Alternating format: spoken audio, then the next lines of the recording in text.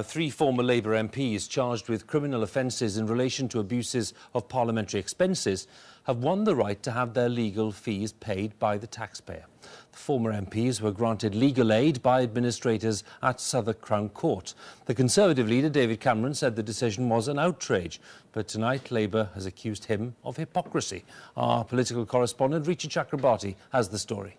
When Jim Devine, David Chater and Elliot Morley emerged from their first court appearance last month, the interest in them was intense.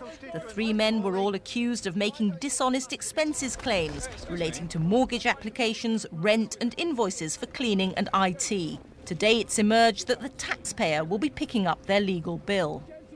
The Tory leader turned their claim into an election issue, saying he'd changed the rules. People who wouldn't even stand in the dock and answer the charges now expect all of you to pay for their legal defence. Well, I can tell you something. We're having a review of legal aid under a Conservative government. You can't preview and prejudice every part of that review, but I can tell you what, there won't be legal aid available for members of Parliament who are accused of fiddling their expenses. The rules are being changed by the government. Until now, anyone at risk of going to prison if convicted could get legal aid. That's gradually being changed for a means-tested system. But here at Southwark Crown Court, where the politicians are being tried, that scheme isn't yet up and running. Mr Brown, should these MPs get legal aid, Mr Brown? It wasn't a question Gordon Brown was stopping to answer.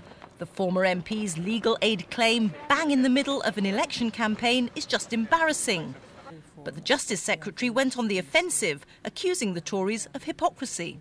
Mr Cameron says one thing in front of the cameras, but his own people, as it were, off camera, have said and have acted in a very different way. I'm in favour of Mr Cameron now saying he's backing our changes to introduce means testing.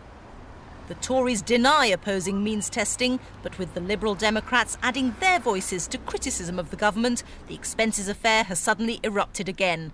The MPs may have gone, but the fallout from the scandal continues to dog the political world.